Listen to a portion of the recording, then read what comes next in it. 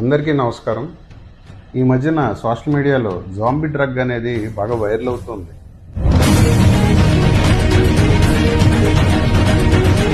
ఈ zombie drug ఏంటి? జైలజైన్. ఈ డ్రగ్ ఎవరు వాడతారు? వెటర్నరీ డాక్టర్స్ పశువుల్లో, హార్సెస్లో ప్రొసీజర్ చేసే ముందు ఇచ్చే ద్రవం. మనుషుల్లో వాడచ్చా, వాడకూడదు, కానీ ఎందుకు వాడకంలోకి వచ్చింది?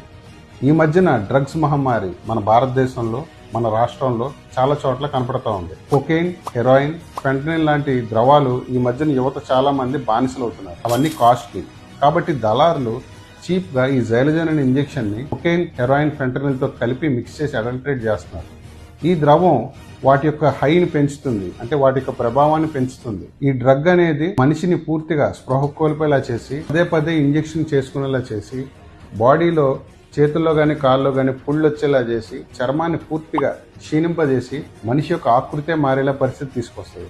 మనం ఎప్పుడైనా మన పరిసరాల్లో ఎక్కడైనా ఒక వ్యక్తి పూర్తిగా తన సోయిలో లేకపోవటం, నుంచి ఉండిపోవటం, లేదా పడుకొని పలకకుండా ఉండటం ఇలాంటివి ఉంటే ఫోటోలు, వీడియోలు తీసి సోషల్ మీడియాలో పోస్ట్ చేయడం కాదు, మీరు దగ్గరున్న గవర్నమెంట్ హాస్పిటల్కి కానీ ప్రైవేట్ హాస్పిటల్ కానీ తీసుకెళ్ళాలి.